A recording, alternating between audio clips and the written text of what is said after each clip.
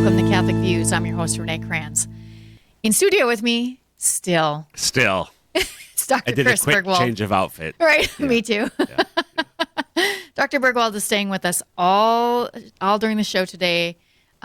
Full dose. We asked the Dr. listeners B. to stay with us too. Yes, please. I know it's more Chris, but we're going to talk about the Jewish roots of the Eucharist today.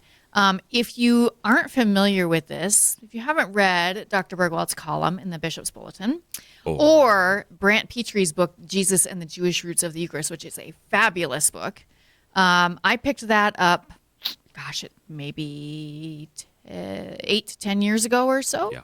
Is that possible? Yeah, it is. It's older than that, Yeah. actually. But And read it. It's such a great, I learned so much. And I don't always remember all of it, but I learned a lot of things I did not know. And it made the Eucharist make so much more sense. Mm-hmm. So we want to talk about it today, given it's Palm Sunday Yes. weekend. What Sunday is it, Dr. B? Palm Sunday. I should have asked that and just see if I could catch you at all. Wait, what? Because you'll probably ask me that on I Biblical probably Bites. did ask you that. Yes. But now, knowing that you asked Don't me, ask me that. maybe I won't have asked you that. It's going to make something tricky. All right, so let's get started because there's a lot to talk about here. And we only have like 20 minutes. I know. Okay, so I want to start kind of before, like, how would the disciples have understood the Last Supper? Because this is really revolving around the Last Supper, of course, our first Eucharist. How would they have understood that when they were preparing for it and when it was just beginning? Right. So the Passover is one of the three most important, and I think still is one of the three most important feasts, liturgical feasts for the Jewish people at Jesus' time, for certain. The Passover was the feast in which the Jewish people commemorated the Exodus from Egypt. Right. So if you've ever seen any portrayals, people our age, we've seen Charlton Heston, the Ten Commandments, right? So the night before they end up leaving, they have a sacrificial meal in which there's an unblemished lamb, bitter herbs, unleavened bread, and wine. And the blood of the lamb is put on the lintels, so the angel of the Lord, the angel of death, will pass by. Right. They celebrate it. Passover. They pass over. Pass over. It's not, they celebrate the feast It's of not pass the by. pass by. The pass by feast. So the angel of the Lord will pass over. And so from then on, every year, Jews were supposed to every year celebrate the Passover meal. So a couple things. First of all, we know from Scripture that the Jewish people, like us today, we're not always faithful about doing what they're supposed to do. So there were long periods of time where they didn't observe the annual Passover sacrifice and meal. It wasn't like from Exodus in 1400 years before Jesus until today. There have been periods of time in the Old Testament era, long periods of time where then they realized, oh my gosh, we're supposed to be doing this. But the thing that I want to highlight, Renee, is the Passover meal. So they celebrate it to recall the Exodus. But it's really important to understand that for the Jewish understanding, this was not like the American 4th of July. Right. The American 4th of July, we celebrate and remember July 4, 1776. Right. Something that happened a long time ago. Right. And wasn't it great when our forefathers signed the Declaration of Independence, separating us from England? Woohoo, Right. awesome. Let's blow something up and eat something and drink something. So, in other words, it's just a looking back to the past. Or when we celebrate birthdays or anniversaries. Right. Remember when Ryan decided to marry me and married me? That's you, not me, to be clear. Whew. Ryan was scared there. Right. You're like, what? For the Jews to remember, liturgical remembrance is very different. For the Jewish people, when there was a liturgical memorial, a liturgical remembrance, they believed that they were participating in that thing that they were celebrating and memorializing or remembering. Right. So in Jesus' time, there was a rabbi named Gamaliel, one of the great rabbis of the first century. We read about him in Acts of the Apostles. He educated Paul and so on. Gamaliel, we have writings not in the New Testament, but from other historical documents, where Gamaliel said, every Jewish man, woman, and child must know that she is being saved from slavery in Egypt when you celebrate the Passover. Okay. So that's 1,400 years after the fact. In Jesus' time, faithful Jews believed that when they celebrated the Passover meal, they were participating in the Exodus that happened centuries, over 1,000 years before then. Right. So for Jesus' disciples, preparing the Passover meal, as we read about in the Gospels, we're going to do this annual ritual, which we as faithful Jews have done our entire lives, in which we are commemorating, not just mentally recalling, but we're celebrating, we're entering into the mystery of God's saving action for our people 1,400 years ago. Right. So at this point, the apostles have no idea that this is going to be different. Correct. They assume that everything's going to be like normal Jesus Passover. told them to go prepare the Passover meal. Right. So when Jesus is saying the words of consecration, but also the words of consecration then. Yep.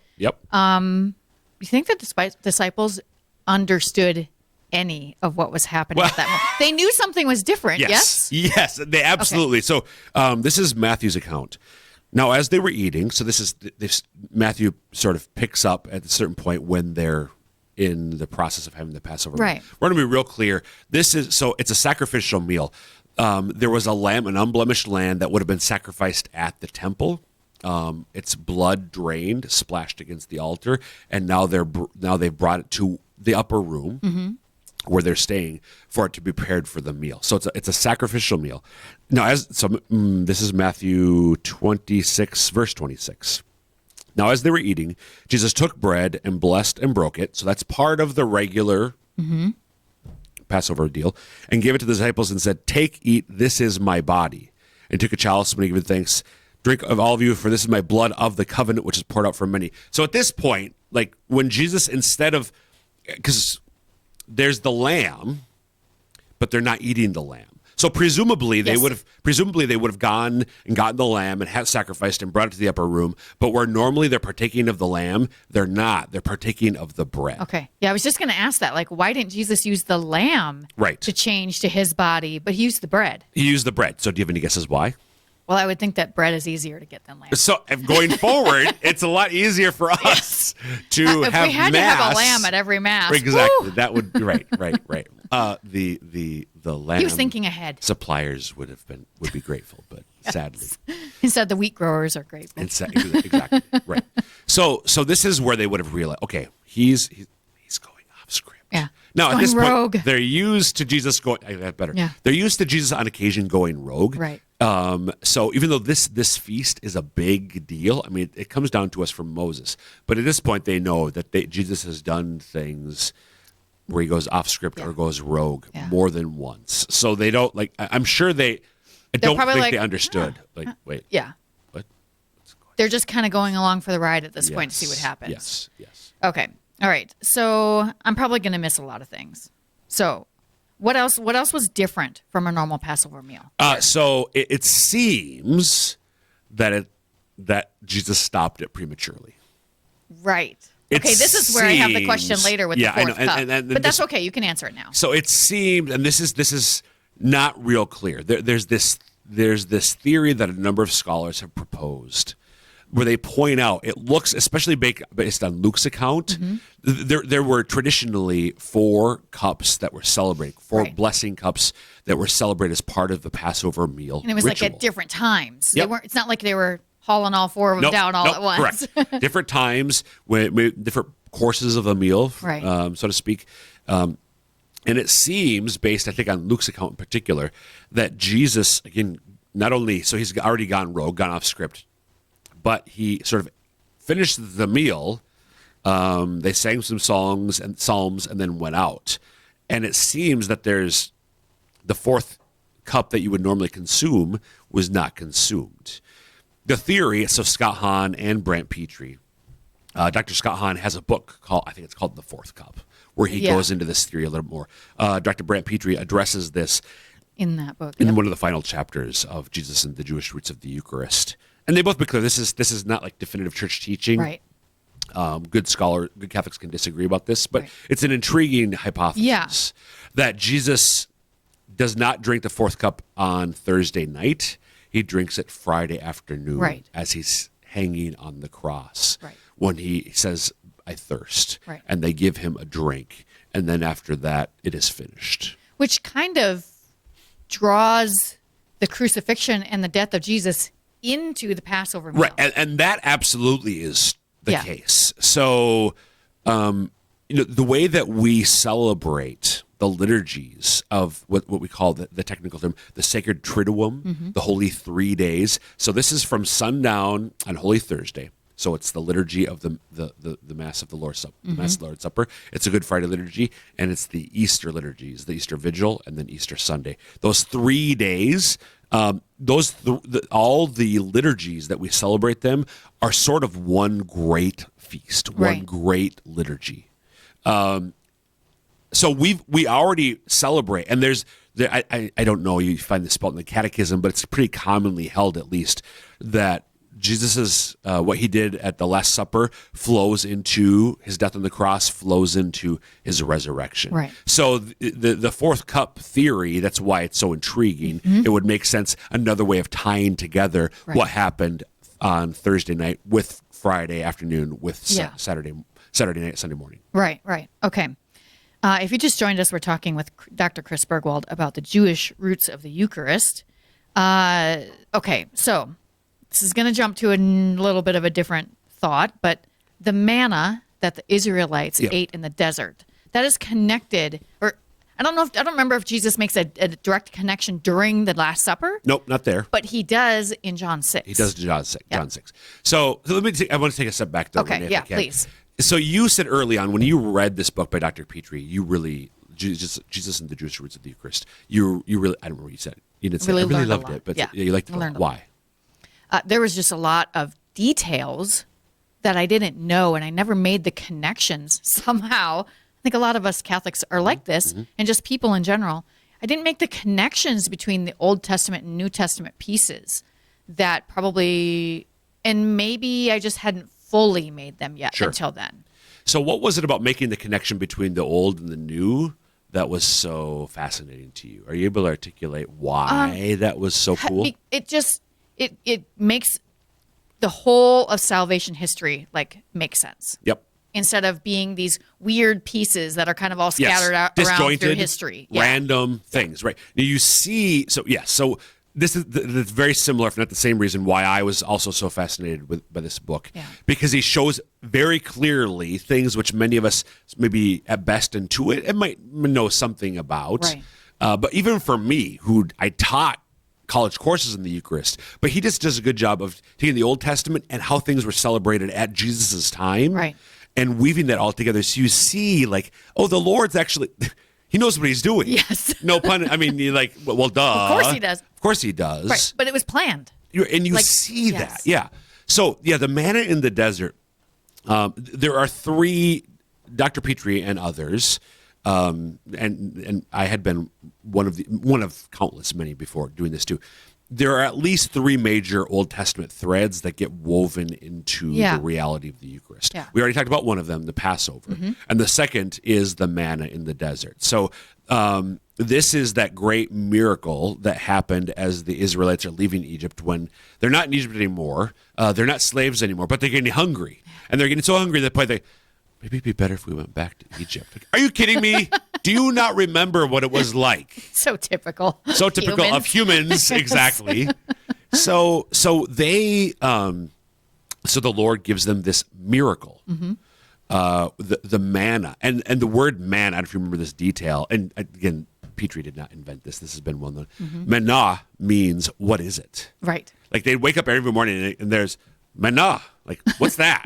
Right. Can we eat it? Right, exactly. And they could. So the Lord, not just for a day or a week or a month, but what turned out to be, because of their sinfulness, 40 years in the wilderness, every day until they entered the Promised Land. Oh, right. As soon as they crossed the Jordan River, 40 years after the Exodus, as soon as they crossed the Jordan River into the Promised Land, the manna and the quail that came with it stopped. Okay, so I have a question then.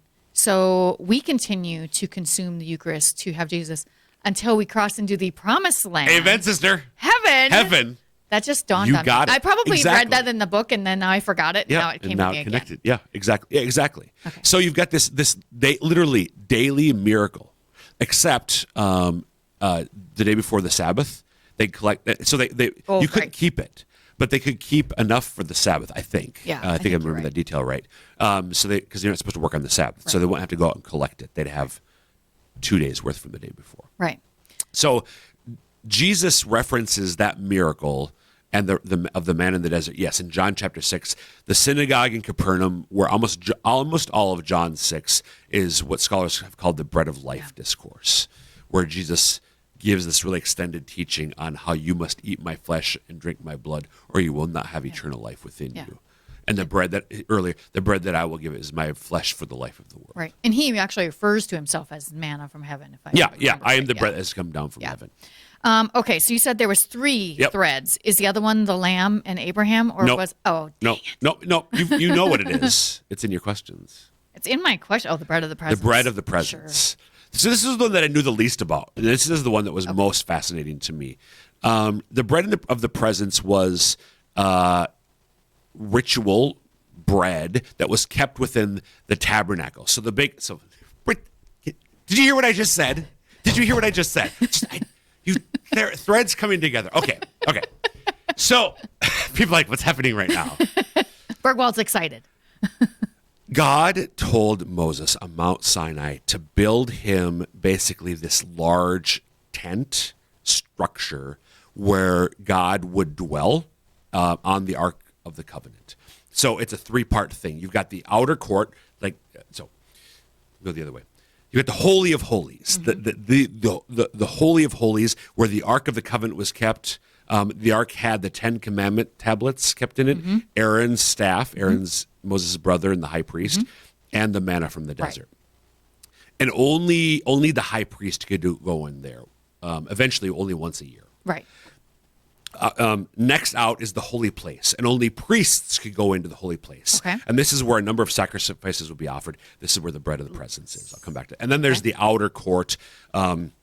So this was a structure that God told Moses in detail, way more detail than God goes with the laws and the legislation they're supposed to follow. He focuses on the liturgy, especially the structure of the tabernacle. So within the tabernacle, this large structure was the holy place, and that's where the menorah was, because this was an enclosed, with thick curtains. It was dark inside the holy place. Right. So you need the menorah to see what's going on. And there was what was called the bread of the presence that was kept within the holy place. And priests would, together with cups of wine, they on a regular basis in a sacrifice they drink the wine and eat the bread as part of a sacrifice, and this bread was kept in the tabernacle. Is this ringing any bells? Hello. Yes. The fact that where we put the Eucharist, what do we call that thing? The tabernacle. In not every place, many places it's veiled. And who goes to the tabernacle? Our priests. Yes. And they consume the bread on the altar as part of. So the altar would be like the holy place. Sort of. That's where where the sacrifice was made. Yeah. Okay. So this was ritual bread that was used, and at Jesus' time, this is a detail that Petrie names that I love. Again, I mentioned before, there were 3 great feasts for the Jews, Passover being one of them. So for these three great feasts, faithful Jews had to go to Jerusalem to celebrate them. You couldn't just celebrate them in your home, wherever. You have to go to Jerusalem. So you go to Jerusalem to celebrate these 3 great feasts. And on the occasion of all 3 great feasts, the priests, the Levitical priests, would go into the temple at this point. It's not just the tent-like structure, it's the temple. They go into the temple, and they'd bring out the bread of the presence, and they lift it up before the people. So, if your people are watching, the only way now how to do this is, it looks like what our priests do. Right. They elevate the bread of the presence and say, behold God's love for you.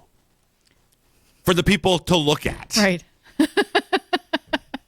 This sounds familiar. Elise, doesn't this sound familiar to you? It sounds very familiar. Not at all. Never heard of such a thing. So when our priest elevates the Eucharist, the host, after the Eucharistic prayer, and through him, with him, in him, he's elevating us for us to look upon God, Jesus Christ, incarnate, under the appearance of bread, connects completely to something that God commanded Moses 1,400 years before that, and 2,500 years before we're at now. Right. The connections in this book are really incredible. They are. Yeah. So we are not going to get time to talk about all sorts of things. All sorts of things. The lamb and its connection to Abraham and Isaac and so on. We'll have to pick that up another time and kind of talk about that because I find that kind of fascinating too. Don't even know what else. Oh, we'd already talked about the fourth cup. So, real quick, do you think any of the apostles understood made any of the connections until the resurrection? I wonder if they didn't make the connections until Pentecost. Oh, goodness gracious. When the Holy Spirit just does his thing to them, fills them. I feel like John maybe had a chance, because standing at the foot of the cross, maybe. Maybe. But we don't know. I could see they started to think about things, but I could also see where because they also, after the ascension, so resurrection, 40 days later, the ascension, and they're like, right before he ascends into heaven, like, Lord, are you going to establish kingdom Israel now? Or they're still not completely understanding. So I could see where it's at Pentecost that they Oh, I get it. Oh, I get it. That's so helpful. Thanks for going through all that with us. That hopefully will make the Palm Sunday feel a little more, give you a little more information. Pick up that book, Jesus and the Jewish Roots of the Eucharist by Brant Petrie. Yep. You can probably find it at most Catholic bookstores, Yep. probably a lot of regular bookstores Yep. too, and certainly on Amazon and those places. Thanks, Dr. B. You bet. I appreciate it. All right, if you haven't found us already online, you can find us at sfcatholic.org at the diocesan website anytime, and our social media channels on Facebook, Twitter, Instagram, YouTube, and Rumble at SF Diocese. That is it for us today. Hope you'll join us again next week for more Catholic Views.